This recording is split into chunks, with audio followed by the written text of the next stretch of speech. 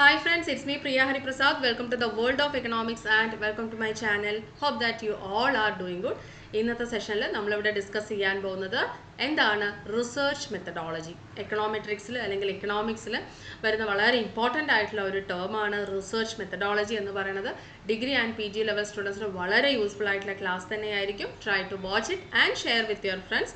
ഇതുവരെയും എൻ്റെ channel subscribe ചെയ്യാതെ ആരെങ്കിലും കാണുന്നുണ്ടെങ്കിൽ സബ്സ്ക്രൈബ് ചെയ്യുക, ബെല്ലൈക്കൺ ക്ലിക്ക് ചെയ്യുക, ഓൾ എന്ന ഓപ്ഷൻ കൂടെ പ്രസ് ചെയ്യുക. അപ്പോഴേ ഞാനിടുന്ന പുതിയ വീഡിയോസിൻ്റെ നോട്ടിഫിക്കേഷൻസ് നിങ്ങൾക്ക് ഉടനെ തന്നെ ലഭിക്കുകയുള്ളൂ.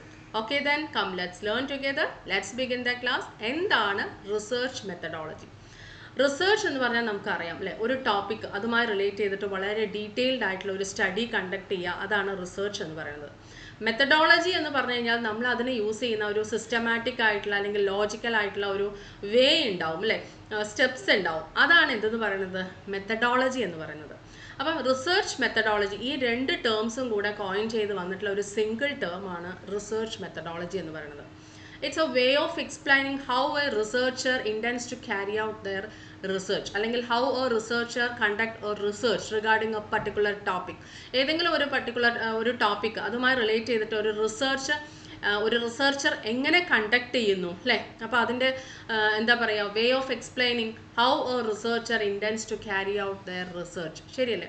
It's actually a logical systematic plan to resolve a research problem. ഒരു റിസർച്ച് പ്രോബ്ലം നമ്മൾ റിസോൾവ് ചെയ്യാനായിട്ട് എടുക്കുന്ന ലോജിക്കൽ ആയിട്ടുള്ള സിസ്റ്റമാറ്റിക് ആയിട്ടുള്ള പ്ലാനെയാണ് ശരിക്കും പറഞ്ഞു കഴിഞ്ഞാൽ നമുക്ക് എന്തെന്ന് പറയാം, റിസർച്ച് മെത്തഡോളജി എന്ന് അല്ലേ. കാരണം നമ്മൾ ഒരു റിസർച്ച് കണ്ടക്ട് ചെയ്യുന്ന സമയത്ത് നമ്മൾ എടുക്കുന്ന പ്ലാൻസ് വളരെ സിസ്റ്റമാറ്റിക് ആയിരിക്കണം, ലോജിക്കൽ ആയിരിക്കണം. നമ്മൾ ഏതൊരു കാര്യത്തിനും ലോജിക് ഉണ്ടാവണം അല്ലേ. ലോജിക് ഇല്ലാത്ത കാര്യങ്ങൾ ഇൻക്ലൂഡ് ചെയ്ത് കഴിഞ്ഞാൽ റിസർച്ച് എന്ന് പറയുന്നത് കണ്ടക്ട് ചെയ്യാൻ കഴിയുമോ? ഇല്ല. അപ്പോൾ ഒരു ലോജിക്കൽ സിസ്റ്റമാറ്റിക് ആയിട്ടുള്ള ഒരു പ്ലാൻ ആണ് ശരിക്കും എന്തെന്ന് പറയുന്നത് റിസർച്ച് മെത്തഡോളജി എന്നുകൊണ്ട് ഉദ്ദേശിക്കുന്നത്, to resolve a research problem. Okay. അപ്പോൾ ഇനി മെത്തഡോളജി എന്ന് പറഞ്ഞു കഴിഞ്ഞാൽ നമുക്കറിയാം ആ ഒരു വേ ആണ്, ഒരു സിസ്റ്റമാറ്റിക് ഓർഡറിൽ നമ്മൾ കണ്ടക്ട് ചെയ്യും, അതിനെയാണ് മെത്തഡോളജി എന്ന് പറയുക. Actually details researchers approach to the research to ensure reliable valid results that address their aims and objectives. അതായത് ഒരു റിസർച്ചർക്ക് ഒരു റിസർച്ച് കണ്ടക്ട് ചെയ്യുന്ന സമയത്ത് കുറച്ച് ഒബ്ജക്റ്റീവ്സും എയിംസും ഒക്കെ ഉണ്ടാവും. അതിനാവശ്യമായിട്ടുള്ള വാല്യുബിൾ ആയിട്ടുള്ള റിലയബിൾ ആയിട്ടുള്ള വാലിഡ് ആയിട്ടുള്ള റിസൾട്ട്സ് ഉണ്ടാക്കിയെടുക്കണം. ശരിയല്ലേ? ഒരു റിസർച്ച് കണ്ടക്ട് ചെയ്യുന്ന വെച്ചാൽ അതിന് റിലയബിൾ ആയിട്ടുള്ള വാലിഡ് ആയിട്ടുള്ള റിസൾട്ട് ഉണ്ടാവണം. ശരിയല്ലേ? അപ്പം അതിനെക്കുറിച്ചെല്ലാമാണ് ശരിക്കും എന്തിനകത്ത് ഉണ്ടാവുക, മെത്തഡോളജിക്കകത്ത് ഉണ്ടാവുക. ഓക്കെ. അപ്പോൾ റിസർച്ച് മെത്തഡോളജി എന്ന് പറഞ്ഞാൽ it deals with general approaches or guidelines to conducting research. അപ്പോൾ അത് സിംപിളി നമുക്ക് പറയാം ഗൈഡ് ലൈൻ ആണ്. എന്തിനു വേണ്ടിയിട്ട്? ടു കണ്ടക്ട് റിസർച്ച് കണ്ടക്ട് ചെയ്യാനുള്ള ഒരു അപ്രോച്ചസ് ആണ്, ജനറൽ അപ്രോച്ചസ് ആണ്, അതല്ലെങ്കിൽ ഗൈഡ് ലൈൻസ് ആണ് എന്തെന്ന് പറയുന്നത് റിസർച്ച് മെത്തഡോളജി എന്ന് പറയുന്നത്. വളരെ സിമ്പിളായിട്ട് പറയുന്നത് എങ്ങനെയാണ്, റിസർച്ച് മെത്തഡോളജി എന്ന് പറയുന്നത് general approaches or guidelines to conducting research. Okay.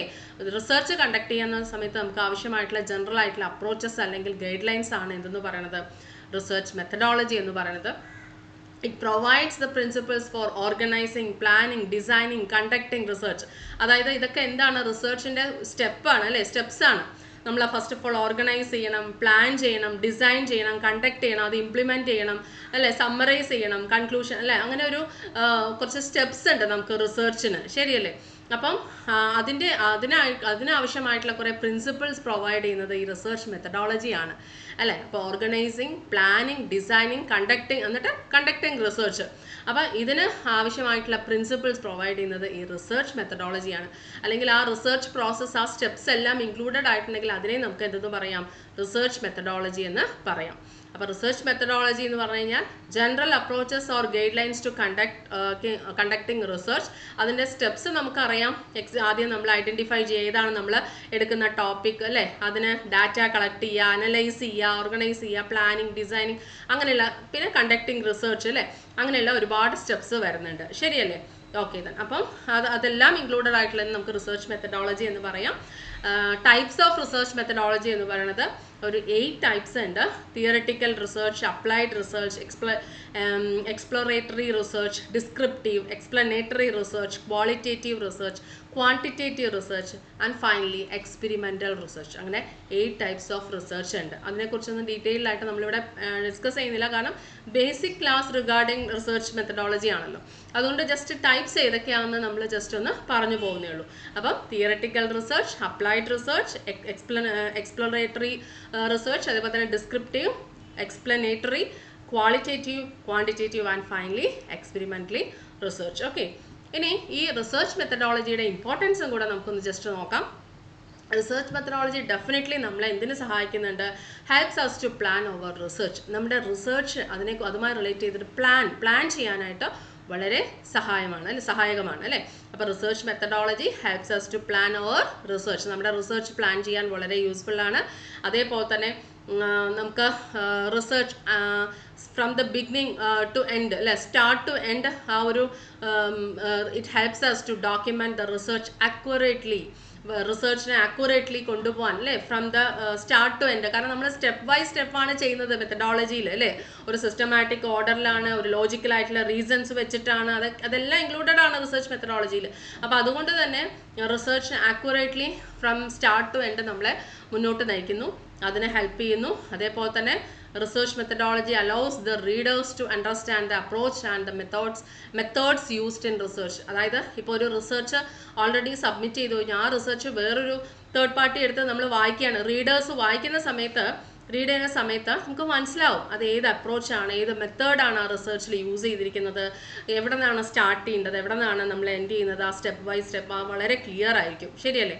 അപ്പോൾ റിസർച്ച് മെത്തഡോളജി റീഡേഴ്സിന് വളരെ ഹെൽപ്ഫുൾ ആണ് ടു അണ്ടർസ്റ്റാൻഡ് ദ അപ്രോച്ച് എന്താണെന്ന് മനസ്സിലാക്കാനും, അതേപോലെ തന്നെ and the methods used in research, ഏത് മെത്തേഡ്സ് ആണ് റിസർച്ചിൽ യൂസ് ചെയ്തിരിക്കുന്നത് അത് മനസ്സിലാക്കാനും വളരെ യൂസ്ഫുൾ ആണ് അല്ലേ.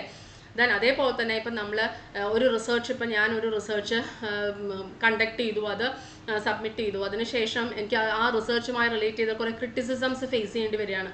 എന്തിനും ക്രിറ്റിസിസം ഉണ്ടാവും, ശരിയല്ലേ? നമ്മൾ പറഞ്ഞത് അവിടെ റോങ് ആണ് ഇവിടെ. പക്ഷേ എനിക്കത് അപ്പം ആസ് എ റിസർച്ചർ നമുക്ക് എന്ത് ചെയ്യാൻ പറ്റും? എനിക്ക് എന്ത് ചെയ്യാൻ പറ്റുന്നുണ്ട്? എനിക്ക് മെത്തഡോളജി വെച്ചിട്ട് ആ റീസണിങ് എല്ലാം വെച്ചിട്ട് എനിക്ക് എന്ത് ചെയ്യാൻ പറ്റും? പ്രൂവ് ചെയ്യാൻ പറ്റും.